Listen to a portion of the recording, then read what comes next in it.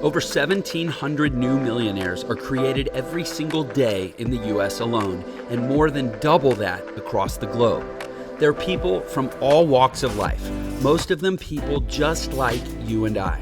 So the big question is this: how are so many people who didn't inherit money or have any special advantages overcoming the odds and becoming millionaires? That's the question, and this show will give you the answers. My name is Jeff Lerner, and welcome to Millionaire Secrets.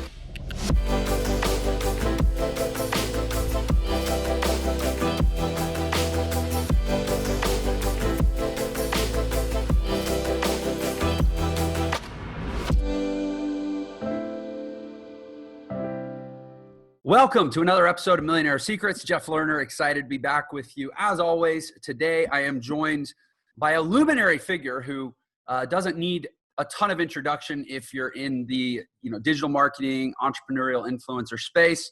His name is Dan Henry. He is arguably the world's most successful pizza delivery boy. and I'm sure he has some stories, but he's also the creator of getclients.com. He's the author of Digital Millionaire Secrets, which was a national bestseller. He's the creator of soldoutcourses.com. I've literally been through a lot of his stuff, and it's amazing.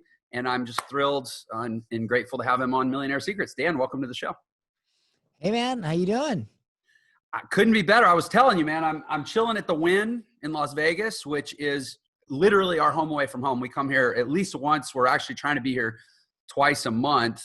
Just for me, I have 4 kids, so it's good to get away with my wife. And hashtag winning, man. Doesn't get much better. How about you? How are you? Well, I'm doing good, man. I close on my, I'm sure you've seen it on my Instagram. I close on my yacht on November 3rd.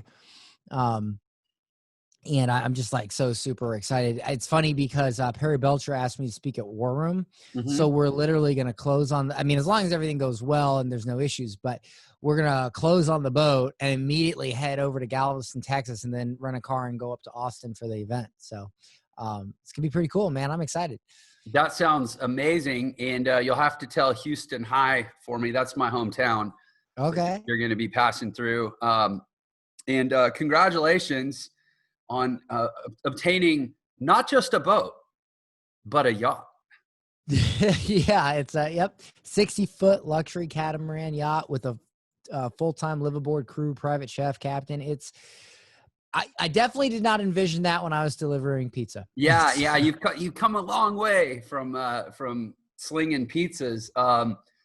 Yacht not get a boat, yacht get a yacht. Try saying that 10 times fast, right? I'm gonna start saying you can fake a Lamborghini, but you can't fake a yacht. That's true. That's true. Grant has plane. Dan will have boat or yacht. Sorry, I love it. And I just want to thank our unpaid, unofficial sponsor of this conversation, Lacroix flavored water. When we should have been recording, we spent a solid 5 or 6 minutes just rhapsodizing about the glory that is Lacroix water. So for those of you that have not been introduced, maybe Lacroix will hear this and decide they want to sponsor the show. But for now, we're just talking to a guy that loves Lacroix water, huh? Yeah, I love it. Sam Ovens turned me on to it. I was at his office one day and I opened underneath the cabinet and there's 500 cans of this stuff called Lacroix. And I look over at him and I'm like, I didn't take you for the type of guy that would drink soda. I thought you'd be healthier, And he's like, oh, no. He's like, it's water. I said, it's water. And he's like, yeah, it's water. It's literally, the only ingredients are carbonated water, and then it's naturally essenced, whatever that means. But 0 calories, 0 sweetener, 0 sodium. So if you like soda, right? This is it literally tastes like soda, a different type of soda, but it tastes like it. This one I'm drinking right now kind of tastes like Sprite. And that's all I drink if I'm going to drink something other than actual water. Right. And it's great. It's also the perfect drink when you're stoned. So the healthy stoners drink. That is the true millionaire secret. that we were going to save to the end of the episode, but we couldn't hold back. And that is get stoned, drink Lacroix water, wind up one day buying a yacht. That's the formula, man. That's the formula. Well, I didn't become a multimillionaire to sit around and not be able to get stoned when I wanted to. I did it so I could do whatever the hell I wanted. On your yacht, calling up your chef, placing munchie-driven requests served on demand, right? I mean, why does anybody want to be a millionaire? I mean, what other reason is there? Everybody's got their own motivations. I think this is a good segue, like, because we're laughing, we're being lighthearted about it, but the reality is, like, you're not that old. No, 34. You're how old? 34. 34. So it was, how long ago were you delivering pizzas? Like 10, 15 years ago, maybe? No. Well, I delivered pizza for about 7 years. I would say, how old was I when, oh God, I'm going to get this wrong. And somebody's going to like research me and be like, you were off by 6 months, Dan. Let's see. I would say, I think I was still doing it when I was like 24, 25. So maybe about 10 years. Okay. So yet another exhibit in my ever building case that says a lot can happen in a decade. I was a broke jazz musician and a whole lot happened for me in 10 years. Dan was a pizza boy. And now he's closing on a yacht. Also a broke musician. Well, I didn't think I even knew that. What'd you play? Wow, I got a huge guitar on my arm, man. Look at that. See? Oh yeah. Guitar music notes. I went to school for audio engineering, and I was definitely a broke musician. That's why I delivered pizza, because I was a broke musician. That's such a cliche. Yeah, broke musician delivering pizzas, has a degree. Hey, when I was doing it, it wasn't cliche. I did it before it was cliche. Yeah, well, I mean, it's a cliche for a reason. I my whole world was music and musicians for all of my 20s, and yeah, man, I mean, there were pizza delivery guys, there were people that did yard work, there were, you do what you got to do if you want to play music. Nowadays, I'm sure they'd all be Uber drivers when they weren't on gigs. But did you actually work professionally as a musician? I did. Well, I played an original band, so I didn't really. I mean, I got we got paid for some gigs. I opened up for Cannibal Corpse one time, but I was a recording engineer. I got paid to edit drums, mix records, operate Pro Tools, stuff like that.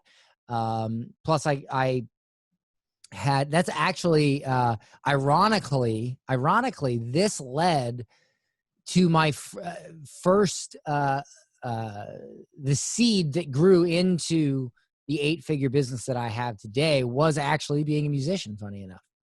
That doesn't surprise me at all, actually. Having done this Millionaire Secrets interview series and just obviously, networked and tried to schmooze as many really successful people as I could, I find there's a great correlation, like a statistically shocking correlation between musicians and music, the musician's mind and the digital marketer's mind. John Benson, like the father of amazing old school copywriting. I didn't know he's like a virtuoso bass player. And he played.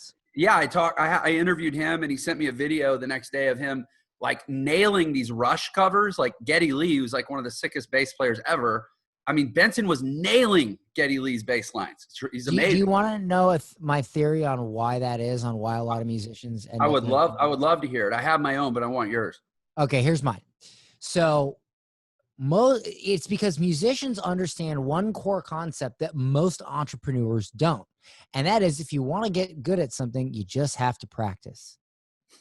Almost every musician knows that the more you play guitar, the better you get. There's not a single musician that says, oh, what's a secret to playing better guitar? Like, is there a better way? Like, is there some secret script that I can learn and all of a sudden I'll be freaking, Steve Vai. No, you just know that the more you play, the more you run your scales, the more that you practice, the better you can get. Every musician knows that. But for some reason, entrepreneurs, they're always constantly searching for an easier or a better way instead of just getting good at the hard way. And Huh. that's the actual true secret. And I think that's baked into musicians. And that's why we don't sit around wasting time like, oh, there's got to be an easier way. What's the secret? No, you just get good at the stuff that seems hard. You know, that's actually a really, really amazing observation for me as a musician, because my theories have always centered around like the left brain, right brain balance, the ability to sort of simultaneously create, but also adhere to process, be scientific and artistic at the same time. But yeah, I mean, you're right. Underneath all that is just a discipline. And you really think about musician culture. You know, I was a jazz musician, so we romanticized the work. Like you would hear exactly. Yeah, we would hear about Charlie Parker. Charlie Parker, literally, there's stories about people opening cabs to let Charlie Parker out of the back of his cab, and he's just playing. He's practicing his sax in the cab. In fact, there's a story about Charlie Parker practicing his sax with one hand. He's got his other hand that he's eating fried chicken with in between sax, and he's getting a blowjob all at the same time in the back of a cab. It's a true story. Sound like a bad Saturday. No, I mean, but here's the thing. The guy couldn't eat fried chicken without also practicing his sax. His sax, not his sex. He couldn't do the other thing without also practicing his sax. He couldn't ride in a cab without also practicing his sax. You're so right. Entrepreneur culture romanticizes the outcome, not the process. And so and you they have romanticize the lack of work around the around the process. I mean, think about this. What do you see today? What if you only had an hour a day? What would you do? I'd probably sit there and say, why the hell do I only have an hour a day? If I care that much about my business, why am I only spending an hour a day on it? Yeah. I'm sorry, if you care that little, you probably should work at McDonald's. I mean, if you only care enough about your business to give it an hour a day, you are converting, you're standing in a room with other entrepreneurs, and your only purpose in that room is converting oxygen into carbon dioxide. You should just get out of the way. Just get out of the way. You know, I mean, that's what it is. We romance, or I'm not going to say we, because I'm not going to fall into this group, but especially online entrepreneurs, they, like you said, they romanticize not doing the work. Yeah. Oh, it's just a script, you know, blah, blah, blah. It's the turnkey system that prints the money, right? Right. Oh, yeah, we'll give you our done for you system, $9.97, and you'll make money. It's like, no, you'll work with us. You'll pay money. We'll work to get you better. You'll suck at first. You'll get a little bit better, then a little bit better. And then next thing you know, you'll be making really good money because you put in the work. And you'll make money faster than the guy over here who's always chasing the easier way and getting shiny object syndrome, you know, or, oh, I only have an hour a day. You know, that's the thing is musicians, we love the work. You know, I love getting better at this stuff. So that's my theory. Yeah. The way I explain entrepreneurship is like you get a job and you start at 1, and then you work really hard and you get to 2. And then you work really hard and you get to 3. And then you work for 40 years and you get to like 7 and you retire, right? Whereas entrepreneurs, and people are always comparing the starting line. So, well, I can get a job for 60 grand a year. You could be an entrepreneur for a year and make like $2.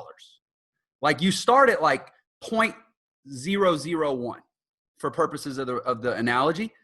But instead of increasing by ticks, entrepreneurial work moves the decimal point. Yeah. So you go from 0.001 to 0.01 and you still feel like a loser.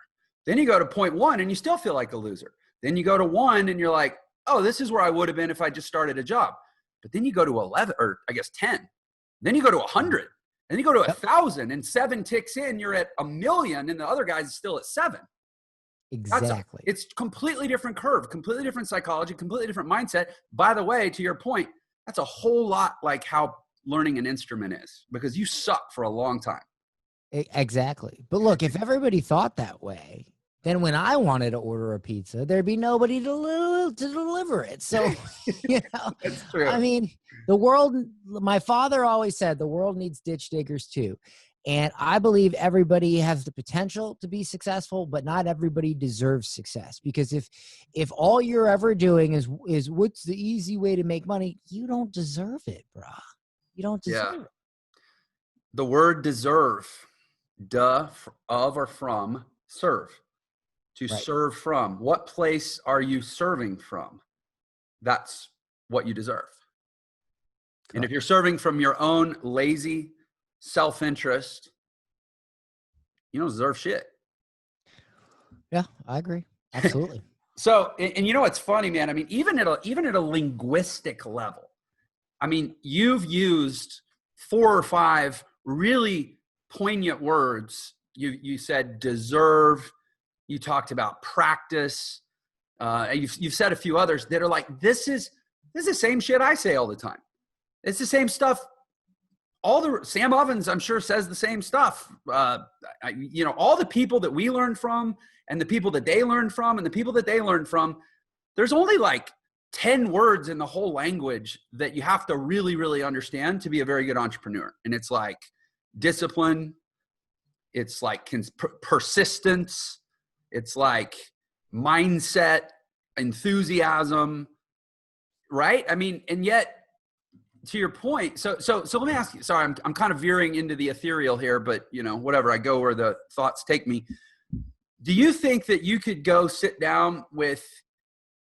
Well, let me ask this: when you were a pizza boy, how many other pizza boys worked, or pizza? Maybe there were pizza girls too. How many other pizza delivery people were there at your establishment? Probably like 15.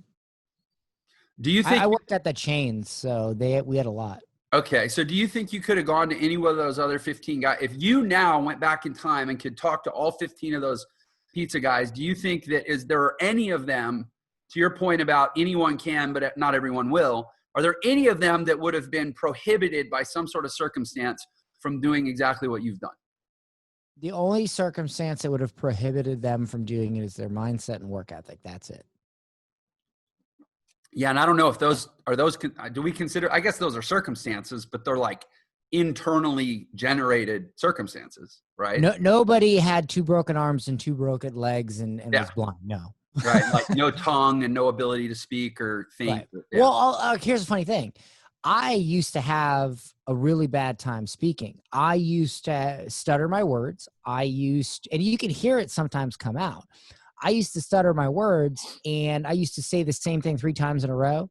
I grew up in a small rural Florida town where, if you were the most successful person there was like the assistant manager at Applebee's. I mean, that was king of the hill. Right, and, right. So what I realized was I looked at a bunch of millionaires and entrepreneurs and successful people, and I realized something very interesting was they all spoke very well. When they spoke, they used inflection and they used cadence and rhythm, and they demanded attention. It wasn't boring to listen to them speak. Well, I thought to myself, and I've learned this today, is that, a lot of entrepreneurs, they want to have things, but they don't want to become the person that deserves those things or become the person that can make those things happen. They want to have a nice car, have a nice house, have a successful business, but they don't want to become the type of person that has a successful business, nice car, and a nice house. Mm-hmm. And successful people speak well. Successful people learn. Successful people don't bitch and give up after the first try. Successful people do not buy an online course, struggle with it once, and then ask for a refund. They don't do that. And I could list you a million other behaviors that they don't do. In fact, one of the things that I like I said, I noticed was my ability to speak. And so I started studying. I said, okay, if I'm going to be a millionaire, I got to talk like millionaires. So I started studying people who spoke well. I started studying how well they spoke. I started watching Larry King live, even though I think it's, I'm not interested in watching Larry King live at all, but I listened to how he spoke. And eventually I developed and practiced until I could speak the way I speak now. And I got so good at speaking that, earlier this year, I did an event, a virtual event where I spoke for 2 days, and I ended up closing $1 million in sales in a day for my company. So, and if you heard me speak back then, you'd think I had a speech impediment. So it's very similar to a guitar. Hand a guitar to somebody that doesn't know how to play guitar. It's going to sound terrible. It's going to sound like two Amtrak tragedies colliding. But give them a year and they could probably entertain you pretty well with that guitar. Mm-hmm. Same thing in entrepreneurship. Yeah, you mentioned the guitar. When you were talking about the culture of musicians, I couldn't help but think, I mean, this is the kind of obsession that, I know you and I actually had a pretty interesting talk in the 2 Comma Club lounge at Funnel Hacking Live, where you were like, you kind of almost like confided in me, and I'm going to totally air your laundry here, where you were like, people think I'm like this, kind of outgoing, like happy-go-lucky, like life's a breeze kind of guy. He's like, I'm super, or I say you were like, I'm super OCD, man. I just love my work and I just want to work. And which is totally how I am. So like, you what? I don't like going to events. I like to just sit in the corner and work. Yeah. Oh, and when you walked in that lounge, I don't know if you remember, I was sitting with my arms up on 2 ottomans, leaning against a pillar, working while everything was going on around me. And I had my industrial earphones like they wear on oil rigs and gun ranges to block out the sound. I'm like you, man. I love the work. But when you were talking about musicians, I was thinking about, have you heard the story about Stevie Ray Vaughan, who, I mean, I know you obviously have heard a lot about Stevie Ray Vaughan, but he practiced so much, you build up those big calluses on your fingertips. Yep. I used to be a guitar player, but he would practice so much that the calluses would tear off. And so he carried crazy glue in his guitar case so that he could glue the calluses back to his fingers so that he could keep practicing without having to heal. Like, that's what we're talking. That's honestly, I sometimes feel like that with my business. I've actually had that happen before on this finger. I've ripped this callus off multiple times. Yeah. Did you ever glue it back on? No, I was never that David Goggins about it, but well, now you have a new level to go for. Yeah, I'm a musician now, so my biggest problem is just making sure my nails stay clipped. Or I say a pianist. I have to make sure my nails stay clipped, because otherwise the nail strikes the key before the pad of the finger and it buckles the knuckle. It'll do that on a guitar too. You'll tap the fretboard. Yeah, same thing. So, but at least I'm not tearing off calluses on a piano. But well, cool. So okay. Well, so you're the one of 15 pizza boys that transcended your pizza boy circumstances. What was the shift like? Yeah, I mean, how did that happen? Why? Qualitatively, what made you the one that would become the person who deserved the success? And then tactically, what did you actually do to get there?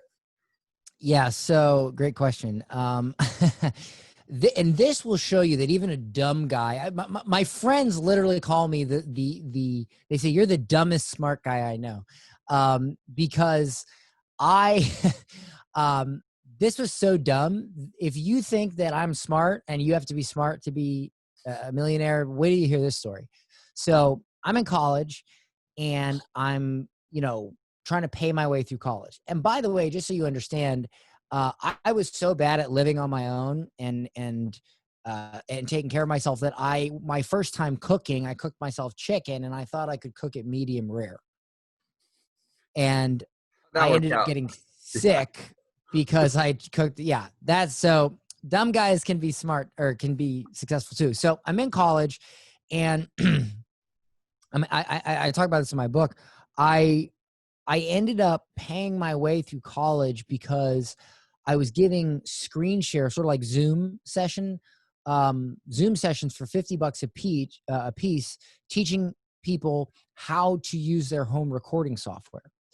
And I got the idea because I was in this Guitar Center one day and this guy was looking for a microphone. He didn't know what microphone to buy. So I said, oh, you want to buy this microphone because, this microphone is better for a kick drum. And this is what you want to buy because you're looking for a kick drum mic. And so he offers me $100 to go to his house and teach him how to use Pro Tools, which is his home recording software. Well, from that idea, I ended up posting on Craigslist and $50 an hour. I'll screen share with you and show you how to use your home recording software. So I paid my way through college doing that, right? I was making like $500, $800 a week. And that was selling my advice. Yeah. Yeah. Well, The I knowledge get out base. of college, I forget about it. I never crossed my mind to try to take that concept of selling your advice and turn it into $1 million business. So I go and I'm like opening Italian ice carts and being a carny, and I'm doing this and doing that. And I had a bunch of businesses, and some of them did okay and some of them failed. And I owned a bar at one point. And so all of a sudden, I make a bad investment after years of ups and downs, and I'm at my lowest point ever.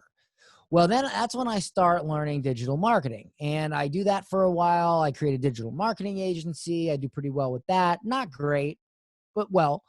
And so all of a sudden I get a letter in the mail from the IRS saying I owe $250,000 in back taxes, which made sense because I never paid taxes. Again, dumb guy. And so I'm thinking, well, I don't know how I'm going to deal with this, right?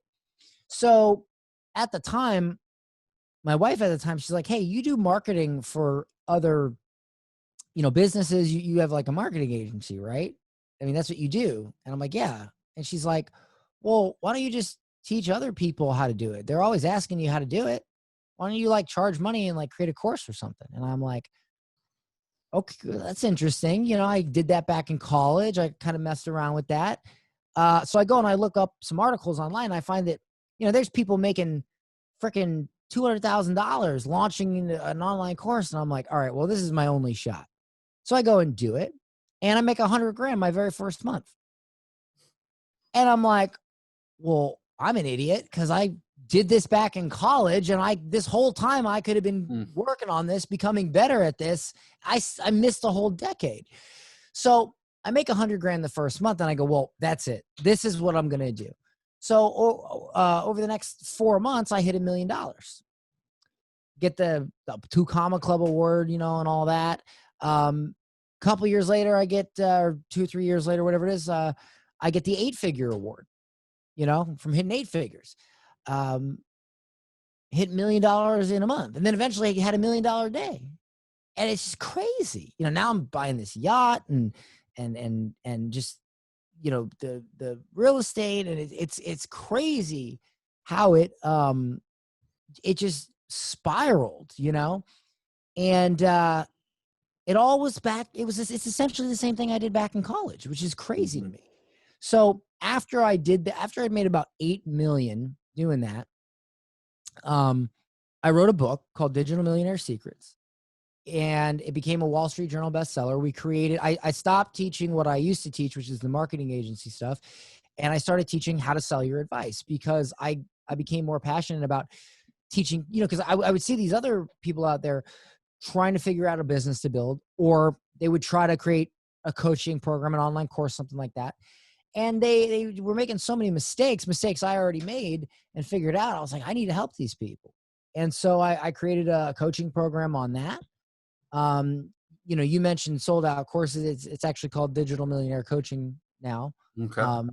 We don't even have that domain anymore. If you want to edit, you can, whatever, No, imperfection is better than perfect in action. Absolutely. We'll keep it. Right? I always, because we help more than course creators.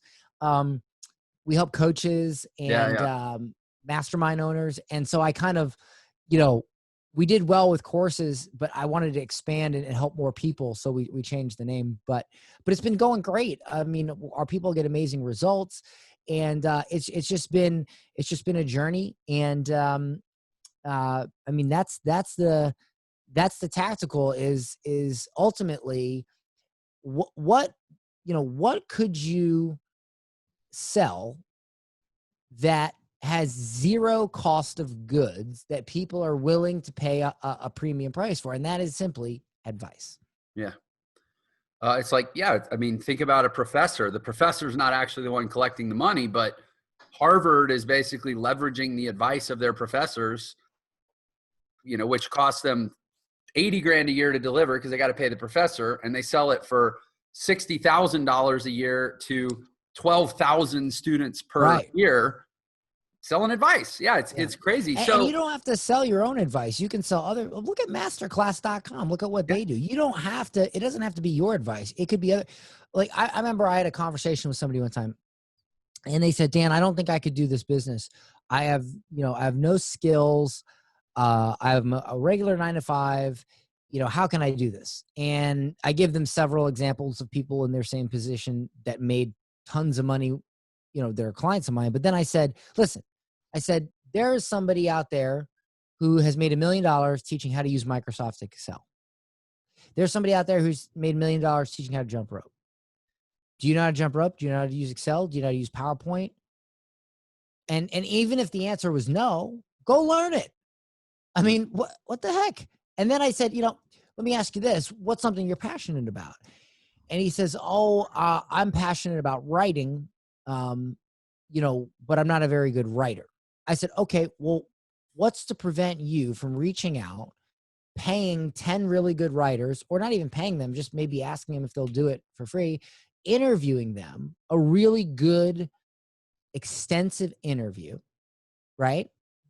Taking the recordings of those interviews and selling them, as well as creating like maybe cheat sheets and whatever, and selling them to an audience of writers. Because I don't know if anybody noticed this or not, but 99% of the advice that Russell Brunson sells is stuff he learned from somebody else, which he openly admits.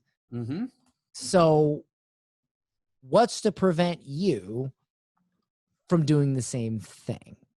There's no excuse.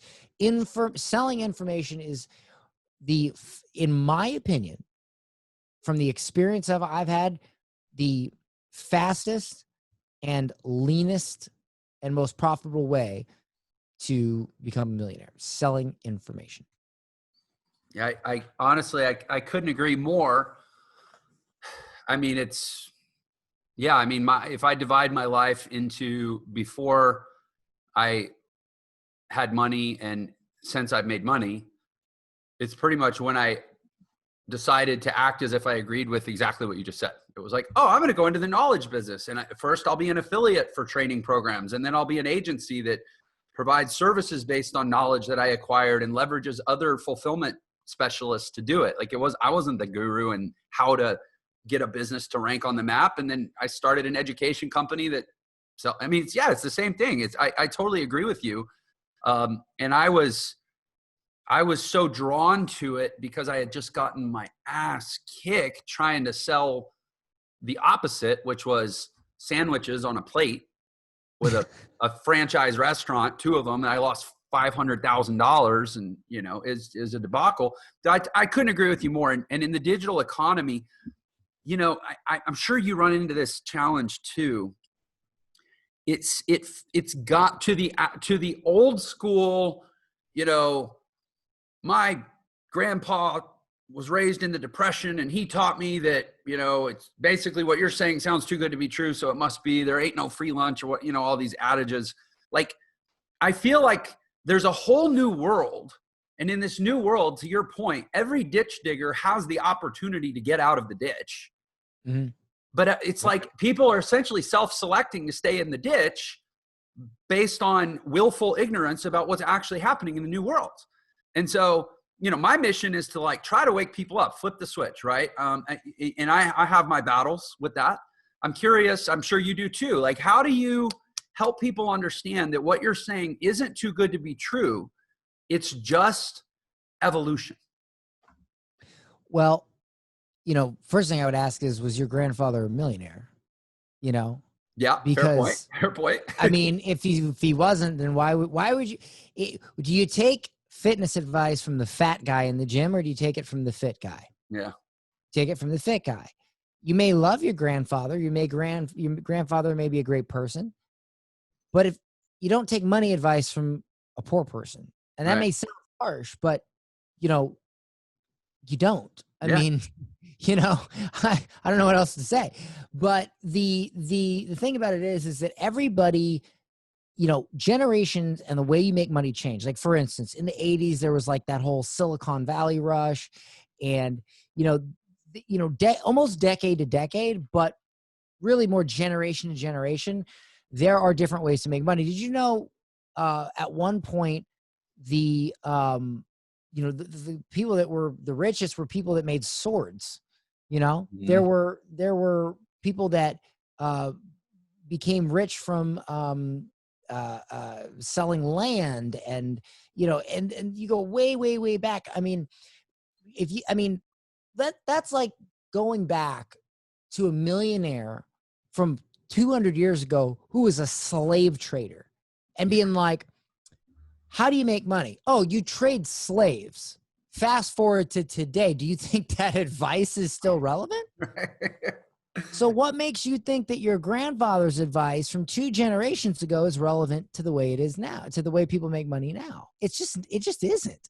Times change. Yeah. And, times will, I'll be old. I'll be a grandfather one day. And, I'll either bow out or I'll adapt and change with the times. I mean, look at, you know, uh, uh, look at guys that are still, I mean, look at Elon Musk. He's no spring chicken, and Yeah. he's wanting to put people on Mars. Yeah. I mean, it's, things do change. And at the end of the day, right?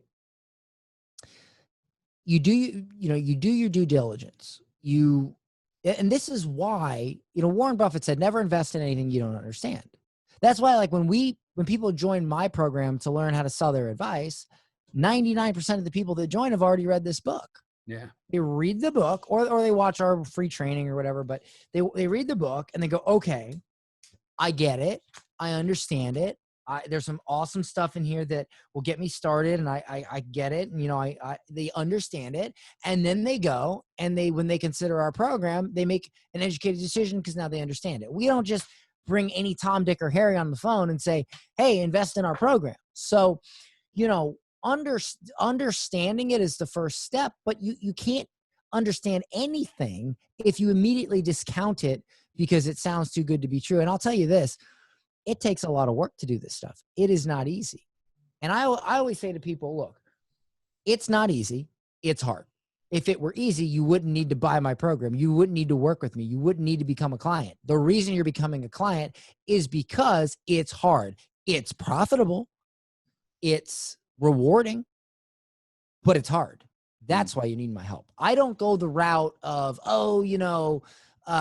it's just easy steps and scripts, and it's easy. I think it's Right. easier than striking oil, but it ain't easy.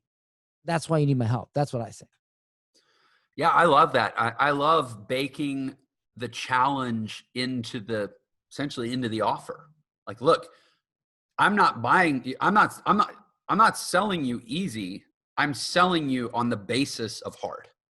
Right. And you get better clients that way, because Yeah. otherwise you're going to get people that come in and they deal with one road bump and they're like, I want a refund. And it's like, get out of here. Come on. That's, and I openly say, if you're the type of person that gives up after the first try, you run into one roadblock and you're going to give up or ask for a refund, don't buy. Because A, I don't want to work with you. B, I don't think people with your mentality deserve success. And C, who wants to work with somebody like that anyway? And I mean, why would a customer ever want to buy from that guy? right. That's the other thing. That's really the third thing is, I'm going to teach you how to go and sell to customers that you're going to, with that attitude, you're going to provide a subpar product. And there's enough subpar products in the industry. We don't need any more.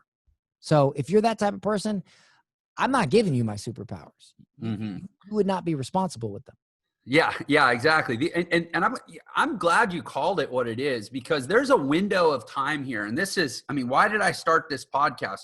I already have a business that I hardly have time to run to make me money that I don't actually need. And then I'm like, I'll add a podcast on top of it, right? The thing that's guaranteed to be the least profitable thing in your marketing arsenal, at least initially, right? But it's because I want people to hear from a chorus, not just from me, from all the guests, the chorus of all of us. I've had almost 100 at this point, and we're all singing the same tune that essentially for this window of time that might be 10 years, it might be 40 years, 500 years from now, who cares, who knows? But there's a window of time that's long enough to change any listener's life right now where these are superpowers. You think about Superman. He wasn't a superhero on planet Krypton. Right. It was an arbitrage play. He took the natural attributes of Kryptonic living and he parlayed them into an earthly existence where they had different value. That's arbitrage, right? What we're doing is we're arbitraging a historical transition where these skills that 50 years from now, everybody may take for granted. That's like, oh, well, that's how you set up a funnel and that's good copywriting and that's how you architect and optimize for conversions or whatever. There's this window of time where that's like gibberish to most of the world, but it's a superpower when you get it.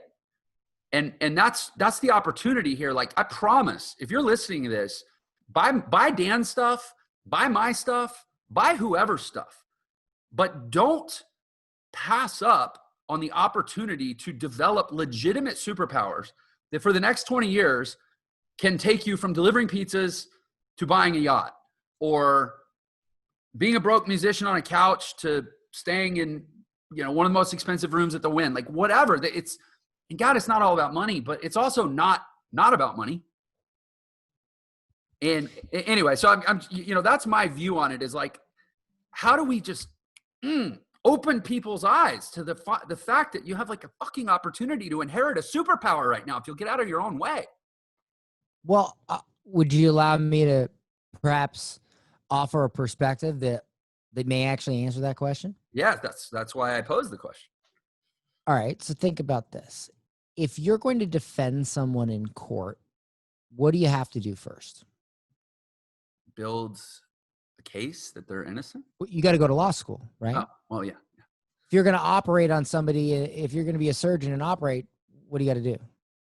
Go to med school. If you're going to fly a plane, what do you got to do? Go to pilot school. Oh, you will find there's almost no exception in life where when you go to execute on some sort of specialized trade or skill, you don't have to educate yourself first, right? Like, you got to educate yourself, then you do it. Yet, there's one exception, apparently. Entrepreneurs, they think that they can start a business and not get business lessons. Like, you get lessons to fly from a pilot because a pilot already knows how to fly. He's going to teach you how to fly. You don't think you would want to get lessons from a successful entrepreneur? And the funny thing is, society is programmed to make you poor, because if everybody was rich, the economy would fall apart. And so what do? Law school is prestigious. Medical school is prestigious. Flight school is prestigious. But, it's okay to give those people money, but give a successful entrepreneur money. Oh, that's a scam. Yeah. He's just trying to get richer at your expense. It's insane, because you don't think surgeons make money. You don't think lawyers make money. Money is what makes the world go round. I mean, that's how we trade. And what it is it's programmed. And do you honestly don't think that there's societal programming? I'll give you an example. And here's the little tip for your next sales call for anybody listening to this who has a sales calls. Never ask somebody why. You know why? Here's why. Because when you're a kid and you do something wrong, almost every parent says, "Why did you do that? Why didn't you listen to me?" And so as a child, you're programmed that the word why is abrasive. And so when you get on a sales call, and so let's say you sell a biz op offer and you say, "Well, how much money do you want to make? You're at this much. How much money do you want to make?" "Oh, I want to make $50,000 a month." Okay. So you would not say, "Why do you want to make that?" Because that's abrasive. Yeah. It's like they said the wrong thing almost. Yeah. You'd want to use the word what or how. What's driving you to want 50 grand a month? Or how do you see your life differently if you made 50 grand a month? Huh. See, but that right there is, and that's a sales technique, sure, because you understand the societal programming. But my objective in saying that was not to teach a sales technique. It was to illustrate that there is societal programming, and societal programming tells you that if you give me money or you give Jeff money, we're scammers, or you don't need that, or you can watch free YouTube videos. But that's complete BS. We know how to build businesses. You don't. Mm-hmm.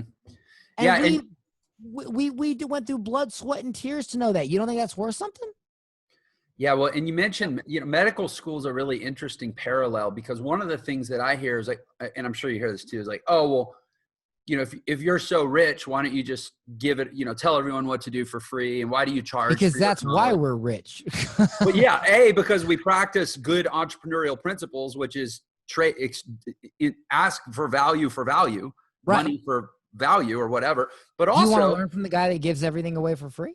Yeah, exactly. But I think medical school is actually interesting because, a lot of vocations, you have teachers that aren't necessarily doers. Like you go to, electrical engineering school, you have professors that maybe aren't actually working engineers.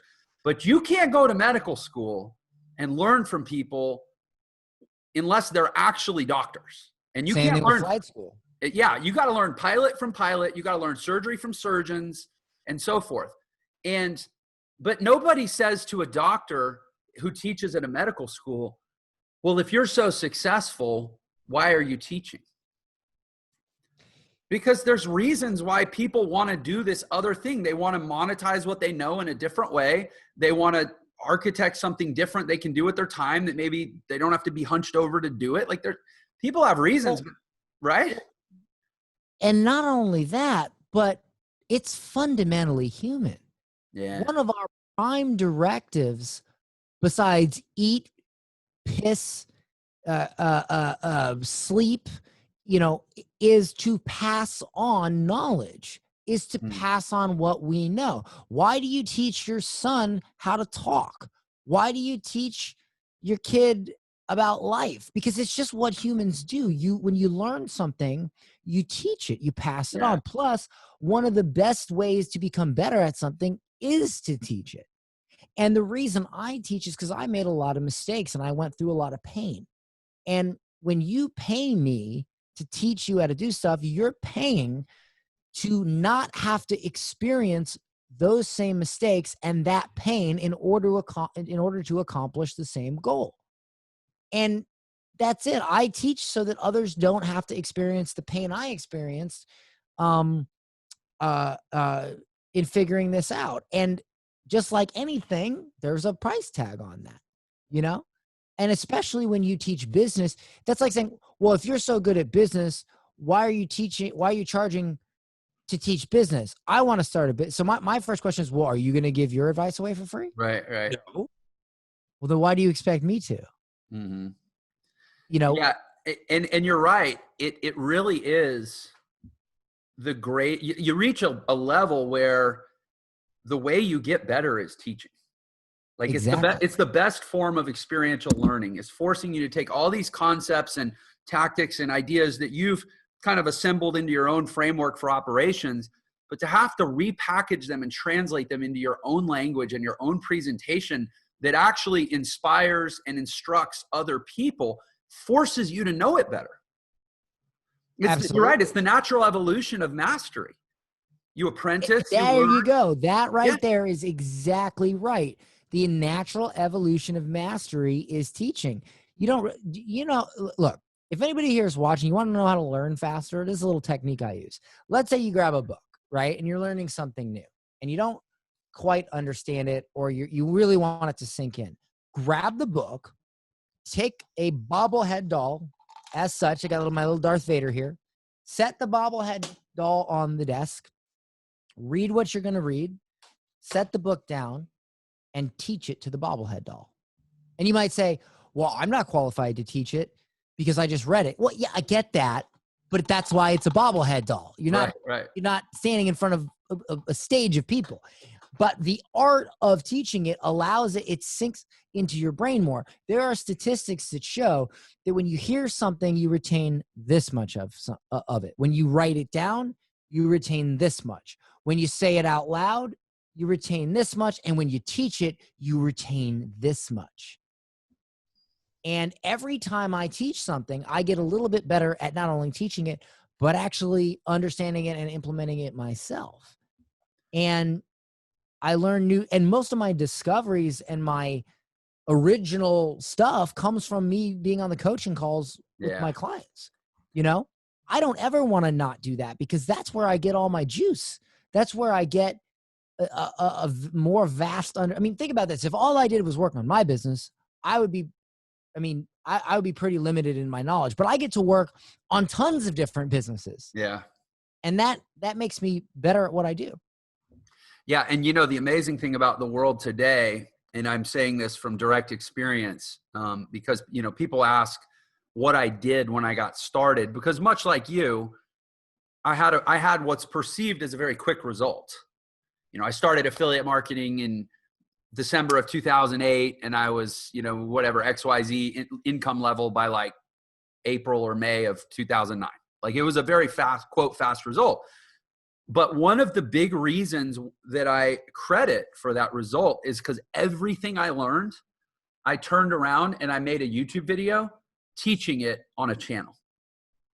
And so I only had to learn stuff once, because I would immediately turn around. I would learn. I remember going through the knowledge base on how to connect an Aweber capture form to a WordPress blog. And back then there was no like, oh, just, you know, drop the code in the box and it automatically renders. Like I had like HTML for dummies open. I had PHP for dummies, because WordPress, you have to actually learn basic PHP. And I finally got it to work, and I just immediately hit record. And I redid what I had just done, talking through it out loud for a YouTube screen share. And dude, I did that with every little win. And it's twofold. It's reinforcement and it's celebration of every little win. And it's content creation, which is like the burden of most people. It's like, how do I create content? Well, just reteach everything you learn. And you'll learn it better, and you'll have content, and you'll feel good. Absolutely. Pretty easy. Well, listen, man, I know that we've bumped up against our stop time for this conversation. It's been a lot of fun, man, to pick up where we left off in Nashville. I guess I should give context, say Dan and I met in person. I guess I mentioned that already at the Funnel Hacking Live event in Nashville earlier this year, right before the world went completely insane. Before the apocalypse. Yeah, exactly. But this has been great fun, man. You mentioned your book. I think we've got a special link for people to get that book. Yes, we do. I'll let you share it, and then we'll drop it in the description too. So this book is called Digital Millionaire Secrets. It's a Wall Street Journal bestseller. I wrote this book basically as if I could go back in time to my younger self, and I couldn't talk to my younger self, but I could hand my younger self a manual on how to do this easier, faster, and with less mistakes. This is that manual. And if you remember, I said that I made $100,000 my first month doing this. There, amongst many things, especially if you're a newbie, this will get you started on understanding how to develop an offer. But there is a chapter in here called How I Made $100K in 30 Days, the Blueprint. It is a day by day, hour by hour, step by step account of how I did it. So this book's very valuable. But what I'm going to do for your audience is I'm going to give the book away for free. All you have to do is pay shipping. And right now, if you're in the United States, we are doing 2-day expedited shipping, which is pretty cool. You can go to getclients.com/millionaire secrets, getclients.com/millionaire secrets. And you can get a free copy of the book. Just pay shipping, and we will get it right out to you. And this book is brought to you unofficially by Lacroix Water. Lacroix Water. Dude, thank you, man. Thanks so much for being a guest. Incredible value. I gotta get you on my podcast sometime. Dude, I'm all in. I will say to the audience, I read a third of Dan's book in Nashville at Funnel Hacking Live, and then I left it in my hotel room. So because this isn't going to be released for a while and I just heard about it now in real time, I can say I'm going to be the first person to jump on that offer because I still have 2/3 of the book to read. But the first third was wonderful. So yeah, get that book. Dan, thank you so much for the value. Thanks for being a guest and making the time, man. It's been great. Hey, it's been fantastic. I enjoyed coming on. I hope to do it again sometime soon. For sure. And to all of you Millionaire Secrets listeners out there, and if you're just listening on the podcast, you didn't see me, but I just gave you a big extended wave on the video, and I appreciate you so much. You're the reason I do what I do. Everyone, take care. I'll see you on the next episode. Thank you for watching Millionaire Secrets. If you enjoyed this episode, please share it with your friends and leave us a comment below. And don't forget to subscribe and turn on notifications so you know whenever we release a new episode.